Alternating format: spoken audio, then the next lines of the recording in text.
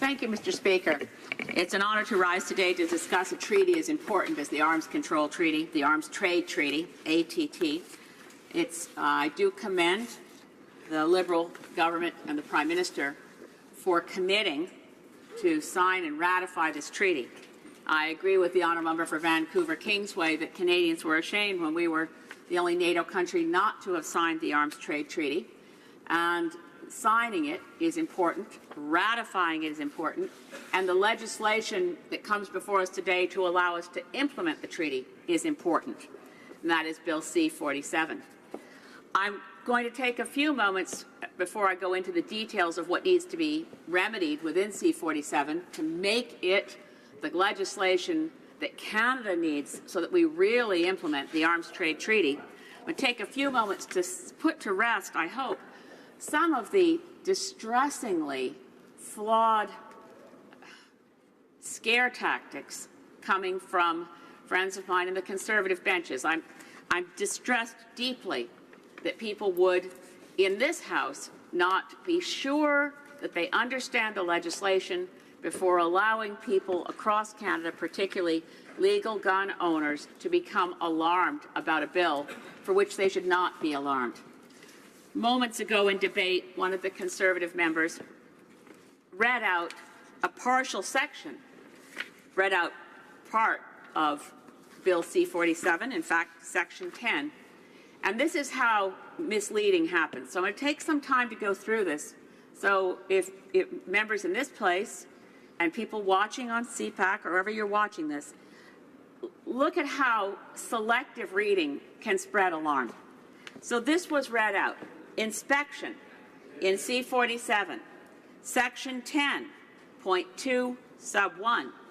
An inspector may, at all reasonable times, for any purpose related to the administration or enforcement of this Act, inspect, audit, or examine the records of any person or organization. That what was read out.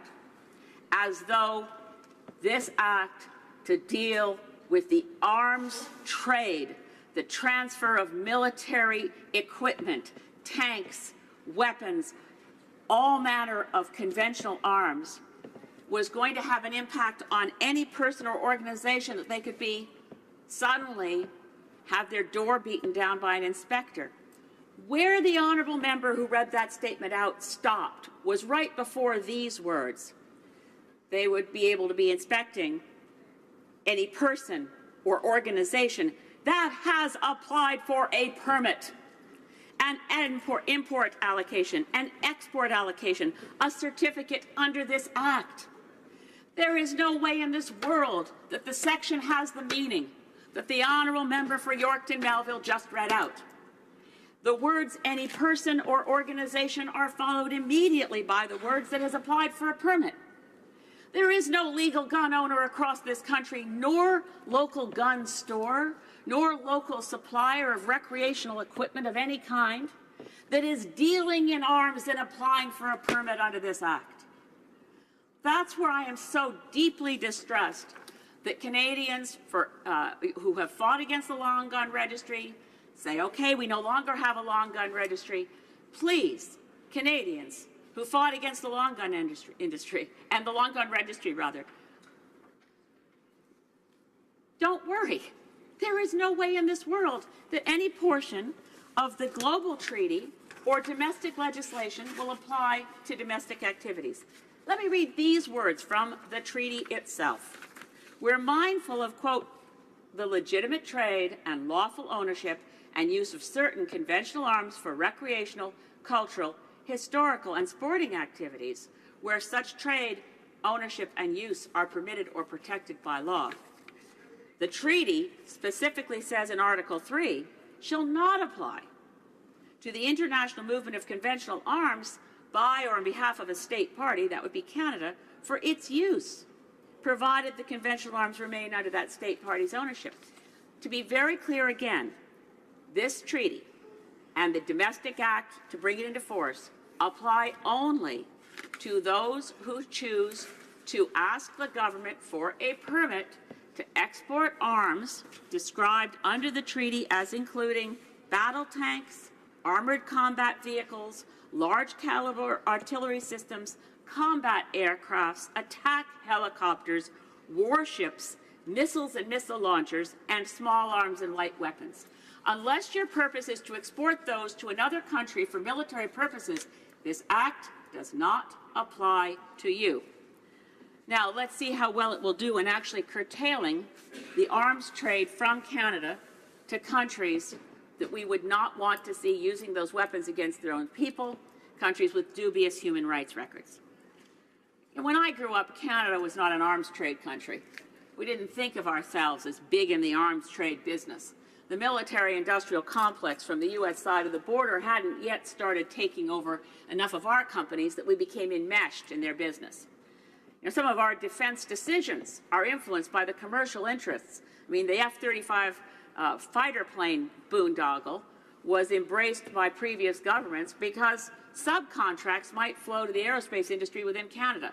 This enmeshing of our economies has brought with it an enmeshing in parts that go into weapon systems that we would not want to see going to other countries. For instance, most recently, a sale from the United States to Nigeria of warplanes and armored vehicles. The warplanes will have in them, manufactured in Quebec, Pratt & Whitney engines. Is that a concern? It is to Canadians. We need to track that. And if we're serious about the arms trade treaty, we wouldn't want Canadian components and Canadian arms flowing through the U.S. to other countries. Let's just look at our history as an arms trade country. There was a 48% increase in arms trade. One year, it spiked, and there was a lot of national concern. I remember that concern. It was 1994, and we had a 48% increase in our arms trade, which took us to $497 million in that year. Well, last year, 2016, we had a $718 million trade in arms, far more than the peak year of 94. And of that $718 million in weapons and arms that we exported from Canada, nearly 20% of that was to Saudi Arabia, a total of $142 million in sales. It's critical that we make the arms trade treaty work for the world. Canada has shown leadership on a treaty like this in the past. I would wish that we would show leadership as well in the Nuclear Disarmament Treaty, as well as in the Fissile Material Cutoff Treaty, which we are participating but not leading. But on this issue, I think we should look to our history with the Ottawa Treaty to ban landmines. The movement that led to that treaty won the Nobel Peace Prize, and rightly so. We're approaching the 20th anniversary of that treaty. December 3rd, 2017 will be the 20th anniversary of Canadian leadership in helping to rid the world of landmines. We have not yet, by the way, rid the world of landmines, but the use of landmines has declined dramatically.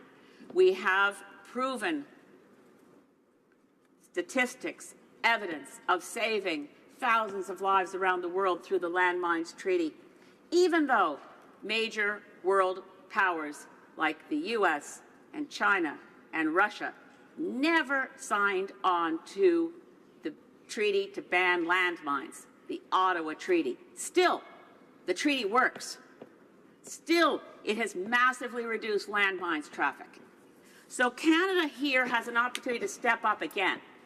Yes, the minimum we do is to sign and ratify the Arms Trade Treaty at the UN. That's the minimum. But our domestic legislation must meet the purposes of our global commitment. And that means fixing the loophole that will allow military equipment under the definition of the treaty to pass through the United States, which at this point, although the U.S. has signed it, it will remain a non-state party to this treaty, meaning that it will not have to track where the weapons go or meet the tests and the analysis and the screening that Canada and other parties must meet.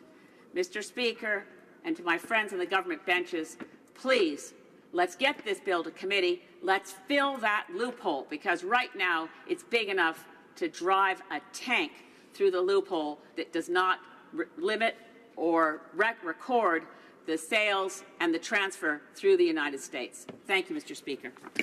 Questions and comments. The honourable member for Hamilton West Ancaster Dundas. Thank you, Mr. Speaker. And I'd like to thank the honourable member from Saanich Gulf Islands. I always admire the work that goes into the member's speeches, and I thank her for her words this morning. I also appreciate her legal expertise and actually reading part of the bill that sets out that this will not apply to those Canadians who are legal gun owners. And I think that's important because we're hearing that message over and over again. So I appreciate the member making that point. What I would like to speak about with respect, or the question I'd like to ask the member with respect to her speech this morning was that, you know, it has been mentioned that we recognize that illicit transfer of arms often equals violence. And violence is very prominent in countries of conflict, and the violence is often against women and girls who suffer atrocities that they should not be suffering and suffer a violation of human rights. And so I'd like to ask the member whether she agrees that this government is taking a leadership role in this through the ATT, and how this will directly impact in helping these young women and girls in these countries of conflict. The honourable member for Saanich Gulf Islands. Thank you, Mr. Speaker, and certainly I thank my honourable friend.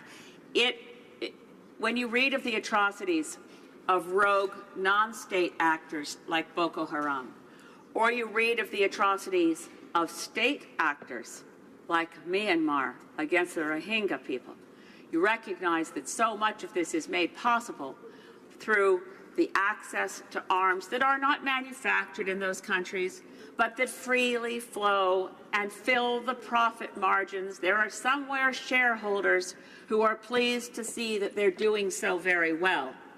The global arms trade is something that we should be wanting to curtail, not expedite. And I will, to the member's question, also mention, I spoke earlier of the Ottawa Treaty. It's tangential to the main point. But there are still mines, Angola, Cambodia.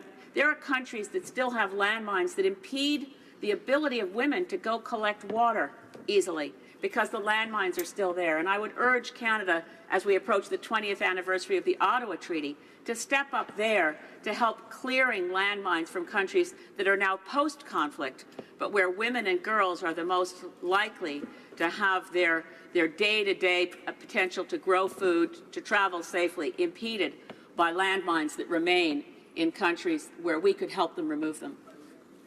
Questions and comments. The honourable member for Kootenay, Columbia. Thank you, Mr. Speaker, and I'd like to thank my colleague from the Green Party for hopefully bringing a sense of comfort to the many gun owners in my riding, where hunting is very much a part of the way of life for many people and many of my constituents. The NDP is going to support Bill C-47 on second reading and hope to see amendments in committee.